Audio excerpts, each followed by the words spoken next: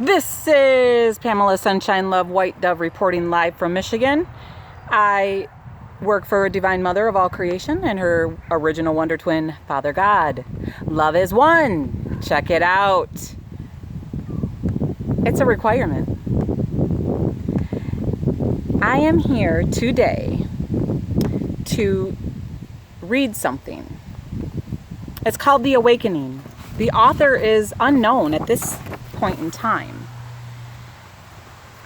A time comes in your life when you finally get it, when in the midst of all your fears and insanity, you stop dead in your tracks, and somewhere the voice inside your head cries out, enough!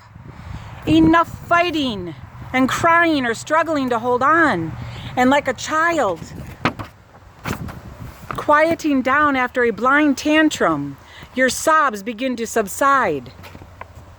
You shudder once or twice, and you blink back your tears, or maybe you should release the tears, and through a mantle of wet lashes, you begin to look at the world through new eyes.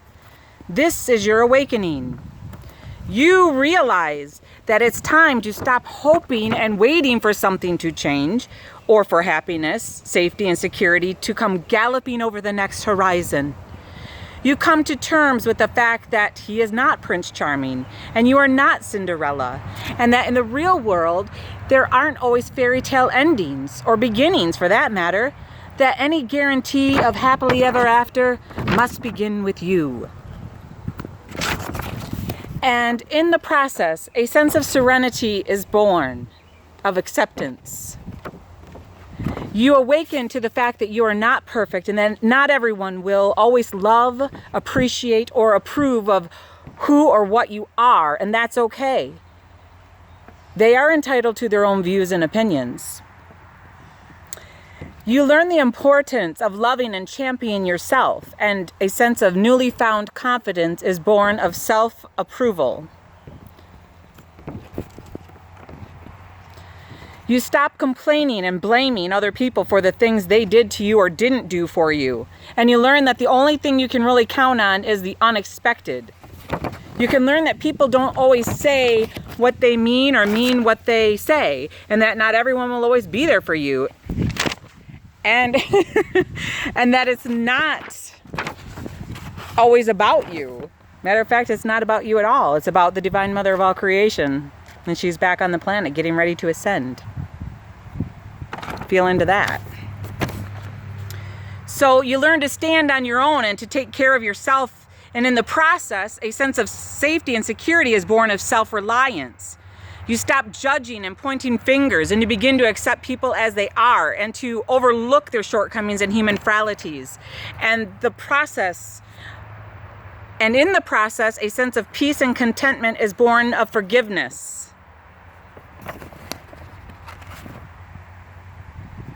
Forgiveness is key.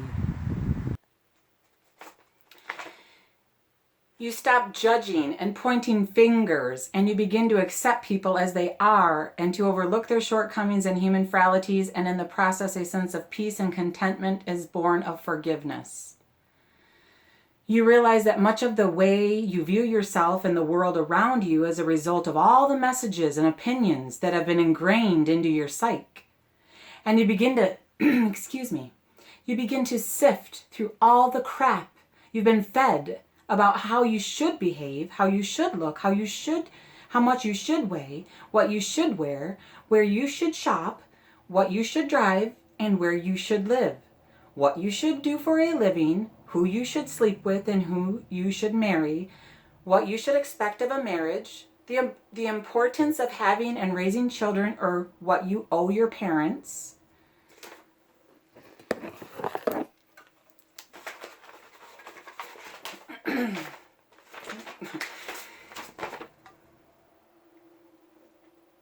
Time. You learn to open up to new worlds and different points of view. You begin reassessing and redefining who you are and begin to discard the doctrines and values you've outgrown or should never have bought into to begin with. And in the process, you learn to go with your instincts. You learn to open up to new worlds and different points of view. You begin to reassessing and redefining who you are, and you begin to discard the doctrines and values you've outgrown or should never have bought into to begin with. And in the process, you learn to go with your instincts. You learn that it is in giving that we receive, gain strength through giving, and that there is power and glory in creating and contributing. And you stop maneuvering through life merely as a consumer looking for the next fix. You learn that the principles such as honesty and integrity are not outdated ideals of a bygone era, but the mortar that holds together the foundation upon which you must build a life. You learn that you don't know everything. You don't know shit. I don't know shit. How could you know shit? I'm making this video. It's a joke, people. Laughter's good medicine, remember. So where were we? We don't know shit, and it's not about you, and you learn that you don't know everything. It's not your job to save the world, and that you can't teach a pig to sing. Or if you put lipstick on it, does it make it pretty? Or Miss Piggy's cool. Love Miss Piggy. Kermit the Frog. Hey ho there, Kermit the Frog here. You learn to distinguish between guilt and responsibility, and the importance of setting boundaries and learning to say no. You learn that the only cross to bear is the one you choose to carry, and that martyrs get burned at the stake. Then you learn about love, romantic love and familiar love, and how to love, how much to give in love, and when to stop giving and when to walk away. You learn not to project your needs or feelings onto relationships. You learn that you will not be more beautiful, more intelligent, more lovable, or more important because of the man or woman on your arm, or the child that bears your name. You learn to look at relationships as they really are, and not as you would have them be. Your fantasy. Aldenova. Fantasy life or something. You stop trying to control people, situations, and outcomes, telling them to brush their teeth or something from the other morning. Remember that one, girls? Okay, see? Squirrel, chipmunk, whatever's out there in the garage. You stop trying to control people, situations, and outcomes. You learn that just as people grow and change, so it is with love. And you learn that you don't have the right to demand love on your terms just to make you happy. And you learn that alone does not mean lonely.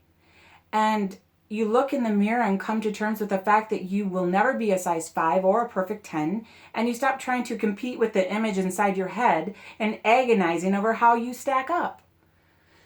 You also stop working so hard at putting your feelings aside, smoothing things over, and ignoring your needs.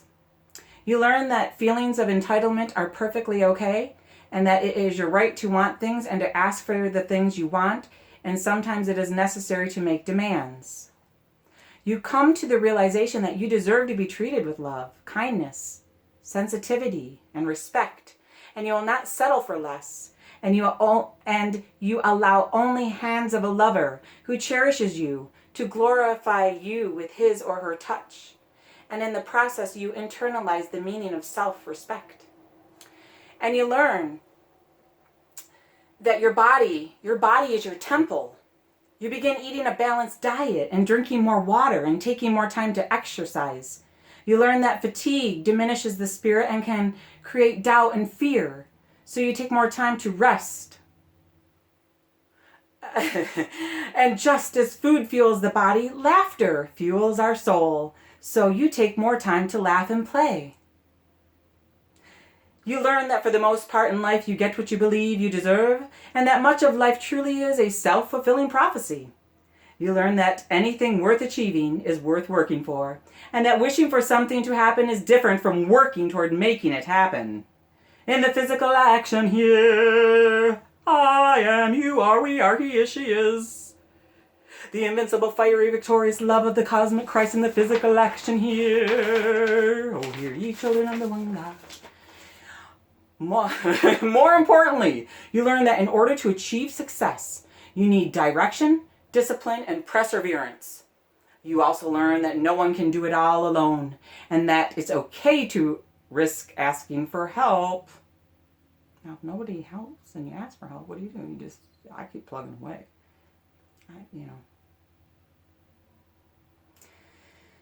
You learn that the only thing you must truly fear is the great robber baron of all time, fear itself. You learn to step right into and through your fears because you know that whatever happens, you can handle it. And to give in to fear is to give away the right to live life on your terms. And you learn to fight for your life and not to squander it, living under a cloud of impending doom. You learn that life isn't always fair. You don't always get what you think you deserve, and that sometimes bad things happen to unsuspecting good people. On these occasions, you learn not to personalize things. Don't take things personally, y'all. Let's just learn and grow. Constructive criticism is a good thing. Accept it, and let's move on. I'm working on that too, You learn that God is not punishing you or failing to answer your prayers. It's just life happening. And you learn to deal with evil in its most primal state, the ego. Annihilate that bitch. There's no room. That's what the dysfunction is in 3D. It's the ego program mind. And Mama didn't come in with her ego program, but everyone else did, even Pa. So she knows a thing or two. So you learn that God is not punishing you or failing to answer your prayers. It's just life happening. And you learn to deal with evil in its most primal state, the ego. You learn that negative feelings such as anger, envy, and resentment must be understood and redirected, or they will suffocate the life out of you and poison the universe that surrounds you. And you hang a wind chime out your window so you can listen to the wind. And you make it a point to keep smiling, to keep trusting, and to stay open to every wonderful possibility. Finally, with courage in your heart and with God by your side, you take a stand, you take a deep breath, and you begin to design this life you want to live as best as you can. And now you can co-create with the Divine Mother of all creation. Call home to love as one. And you too can get on the love train. This fell on my foot almost. That's okay though. Okay, so crazy blessed and all that. This video is 12 minutes long. I love you all. Thank you, Mother, Divine Mother of all creation. This is your shirt, really. Crazy blessed. It was Sienna's, really. Thank you, Grandma Wish, now for that. Prayers to you. I'll be back. Or I'll be Beethoven. Love you. Bye for now.